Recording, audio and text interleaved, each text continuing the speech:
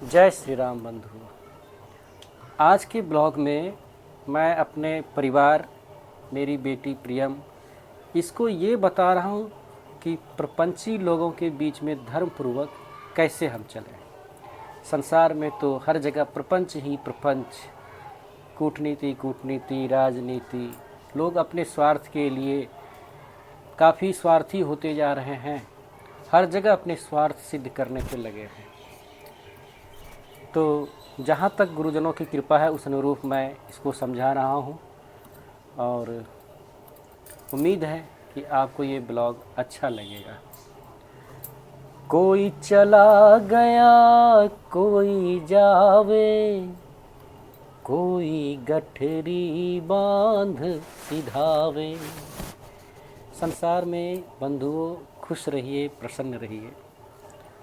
कोई खड़ा तैयार अकेला रे, डिलीट कर देता था। नहीं, कोई खड़ा तैयार अकेला, चला चली का खेला रे, खेला रे, खेला रे। 2 दिन का जग में मेला, फिर चला चली का खेला। बंधुओं, ये परिवार, ये संसार आज जो देख रहे हैं, ये हमारा परिवार, ये हमारी बेटी, ये मेरा घर द्वार, ये सब कुछ क्षणिक है। ये सदा रहने वाला नहीं है। यहाँ तक कि अपना शरीर भी सदा रहने वाला नहीं है। तो फिर काहे का प्रपंच। अपने शास्त्र का अध्ययन करें, उसमें जिस प्रकार से बताया गया है कि ये गृहस्थ का धर्म क्या है, अगर उसका हम पालन करते हैं तो यकीन मानिए आप प्रसन्न रहेंगे, आनंद में रहेंगे। और सुख दुख तो जीवन का एक अंग है, वो तो आता रहेगा और जाता रहेगा, चलता रहेगा। लेकिन केवल अपने सुख के लिए प्रयास करना ही स्वार्थ हो जाता है। उससे बचिए, क्योंकि ये शरीर ही सबसे बड़ा दुख का घर है। ये कभी आपको सुख देता है, बीमार पड़ जाने पे दुख देता है। आप इससे नहीं बच सकते। तो ध्यान दीजिएगा, जो हमारे संत महात्मा हैं, जो हमारे गुणीजन हैं, जो हमारे आदर्श हैं, जो वेदों के संकलन करता हैं, वेद व्यास जी, तो सबसे पहले है कि वेद आखिर है क्या। पहले मैं ये आपको कह दूं कि एक देश को चलाने के लिए कानून की आवश्यकता होती है, अर्थात देश को चलाने के लिए संविधान की ज़रूरत है। विद्यालय को चलाने के लिए भी नियम की ज़रूरत है। किसी कार्यालय को चलाने के लिए भी वहाँ पे नियम लगाया जाता है। इतना बड़ा विराट संसार, इसको चलाने का नियम क्या है? तो वो वेद है। और वेद लिखा किसने है? बंधुओं, ये किसी ने नहीं लिखा है। वेद भगवान के अंग से प्रकट हुआ है। जितना भी ब्रह्मांड में ज्ञान है, वो सब ज्ञान का एक सार है वेद। और वेदों में जो बातें लिखी हुई है वो आम लोग तो उसे समझ नहीं पाएंगे, इसलिए भगवान अवतार लेते हैं और वेदों के वाक्य को अपने लीला के माध्यम से सार्थक करते हैं। वेद के बातों को अपने आदर्श के माध्यम से स्थापित करते हैं अपनी लीला में। तो इसमें प्रपंच का क्या ज़रूरत है? सबके अपने अपने कर्तव्य हैं, सबका परिवार है, संसार है, घर है। आप उठिए, मेहनत कीजिए। संसार का कोई भी काम, यहाँ तक कि आज तो देखते हैं कि लोग पानी बेच के भी 2 पैसे का उपार्जन कर लेता है, तो पानी भी बिकता है। तो कुछ भी आप करके 2 रुपये का अर्जन करेंगे और अपनी मेहनत की कमाई को जब अपने घर परिवार में खर्च करेंगे तो आपके घर परिवार में आध्यात्मिक माहौल बनेगा। आप प्रसन्न रहेंगे, खुश रहेंगे। अन्यथा गलत रास्ते से, गलत तरीके से कमाया हुआ धन घर में कभी सुख शांति नहीं लाता है। वो अपने साथ बहुत अशांति भी लेके आ जाता है। तो ज़रूरी है कि आप ईमानदारी पूर्वक अपने जीवन को चलाइए।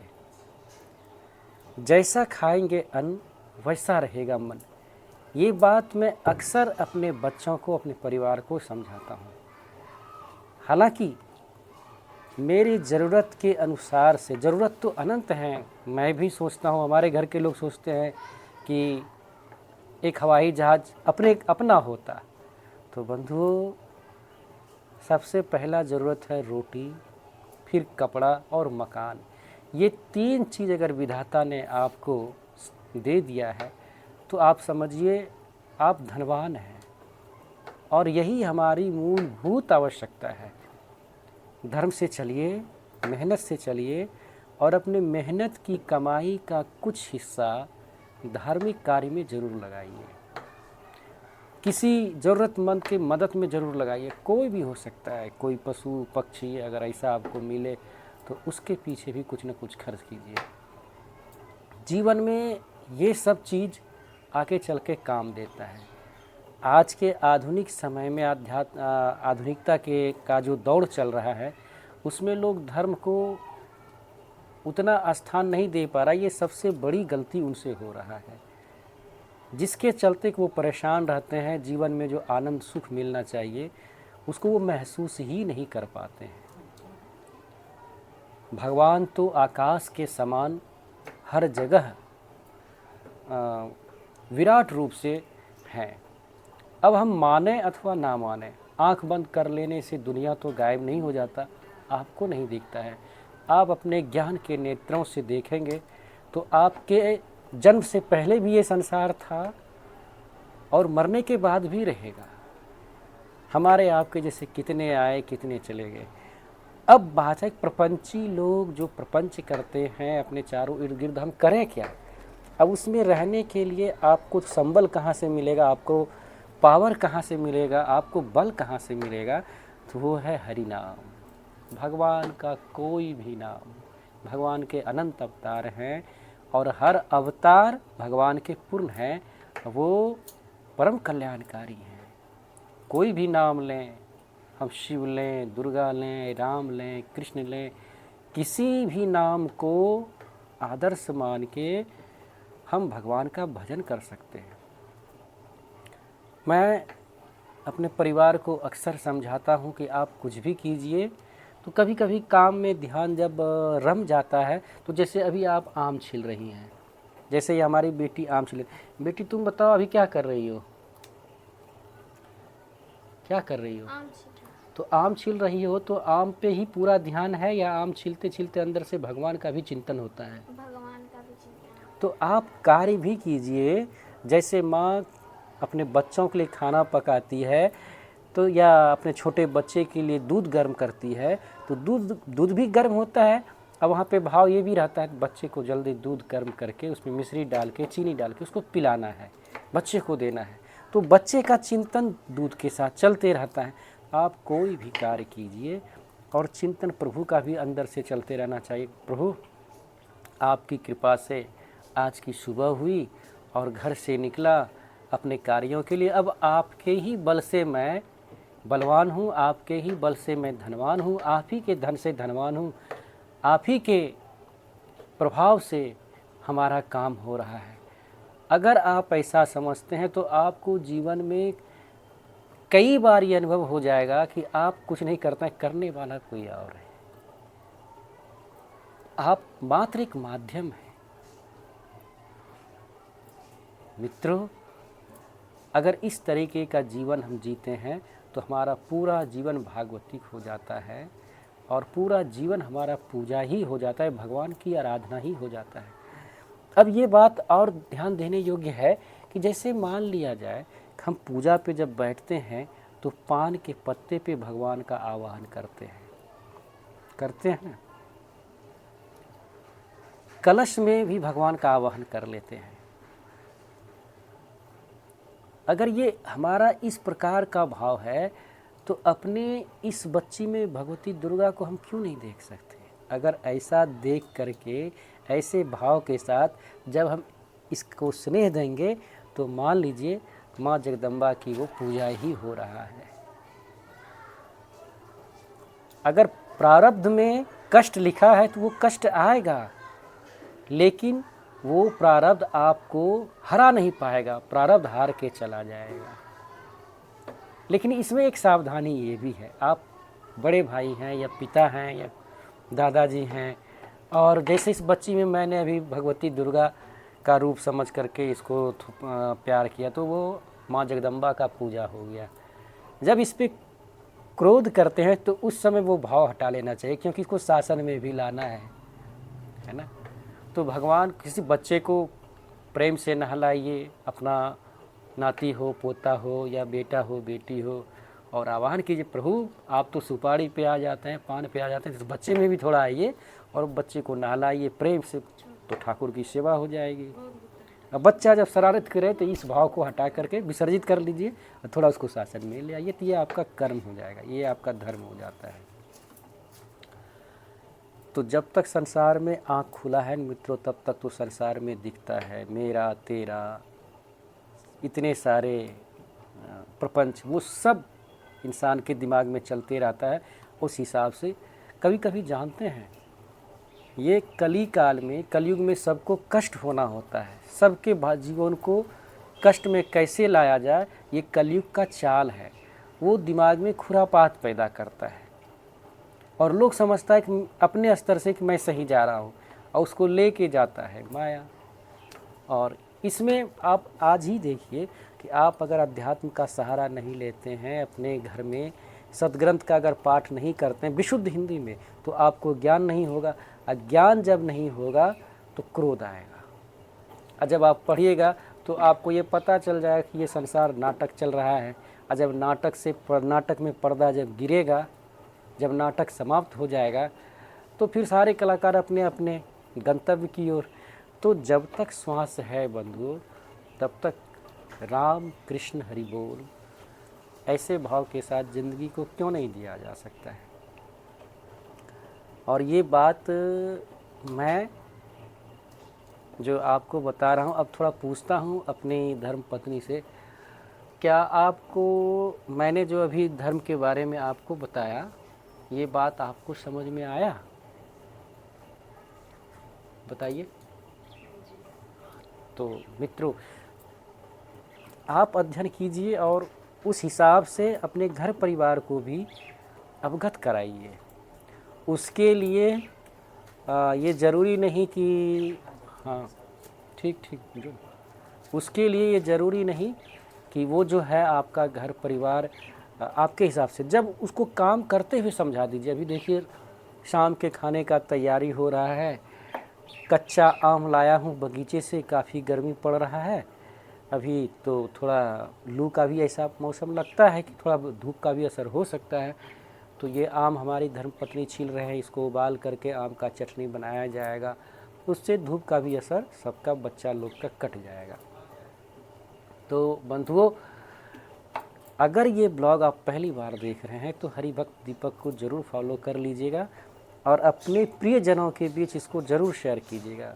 अगर इस ब्लॉग के माध्यम से किसी भी भाई बंधु का अगर जीवन सरल होता है तो ये ब्लॉग बनाना मेरा सार्थक है। आइए कुछ इस भजन के कुछ लाइन को मैं आगे बढ़ाता हूँ। कोई चला गया कोई जावे, इसका अर्थ फिर ध्यान दीजिएगा। कोई गठरी बांध सिधावे, कोई चला गया कोई जावे, कोई गठरी बांध सिधावे, कोई खड़ा तैयार अकेला रे, कोई खड़ा तैयार अकेला, चला चली का खेला रे खेला रे खेला रे, 2 दिन का जग में मेला, फिर चला चली का खेला। यह तो है नश्वर संसारा, कर ले भजन तू ईश का प्यारा। यह तो है नश्वर संसारा, कर ले भजन तू ईश का प्यारा। ब्रह्मानंद कहे सुन चेला रे, ब्रह्मानंद कहे सुन चेला, चला चली का खेला रे, खेला रे, खेला रे, 2 दिन का जग में मेला, फिर चला चली का खेला। संसार में जितने भी संत जन हुए हैं और वो इतने सरल स्वभाव के हुए हैं, और उन्होंने जो अनुभव किया, उन्होंने जो देखा, उन्होंने जो जाना, वही बात भजन के माध्यम से उन्होंने लिखा। आज भी देखिए गोस्वामी तुलसीदास, ब्रह्मानंद, कबीरदास, इनके दोहों को लोग पीएचडी में पढ़ा करते हैं, उससे पीएचडी किया करते हैं। अर्थ समझिए, उनके भाव को समझने के लिए जब आप भगवत ध्यान में, भगवत सेवा में, भगवत प्रेम में जब लीन होते हैं, तो आधुनिक डिग्री की आवश्यकता नहीं है। आप ज्ञान के उच्चतम शिखर पे रहते हैं,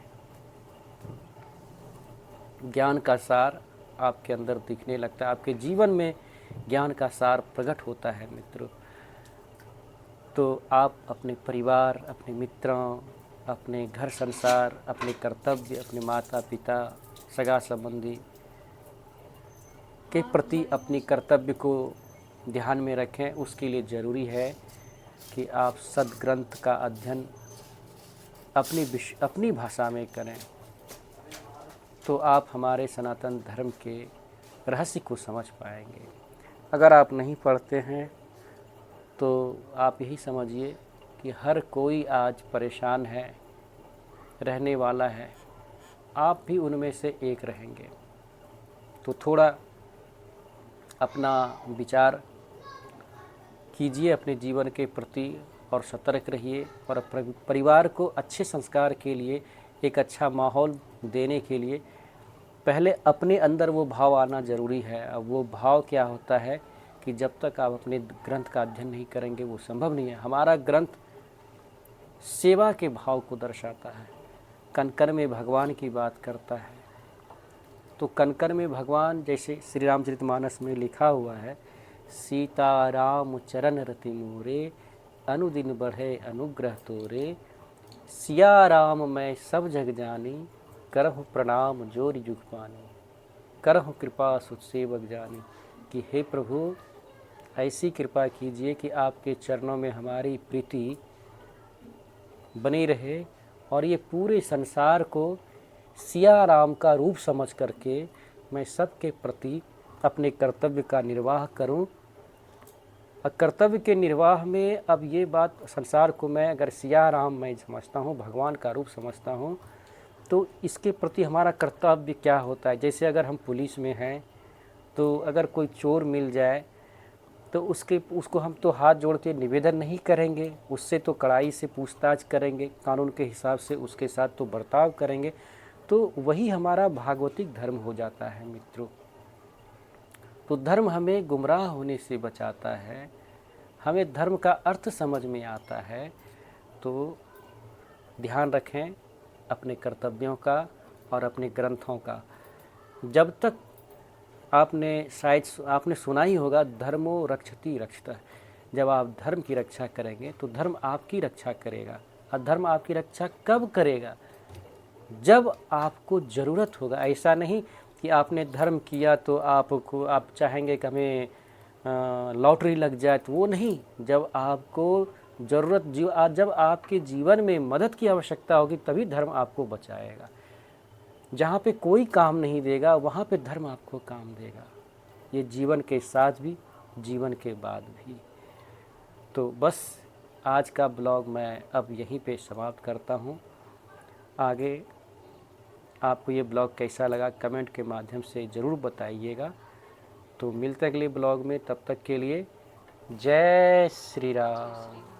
रहे न संकट रहे न भय, सदा रहे निर्भय, नाम हरि का लीजिए, चरण कमल पर ध्यान धरीजिए। सीताराम सीताराम सीताराम सीताराम सीताराम सीताराम सीताराम सीताराम राजा राम राजा राम राजा राम राजा राम राजा राम राजा राम राजा राम राजा राम। जय श्री राम।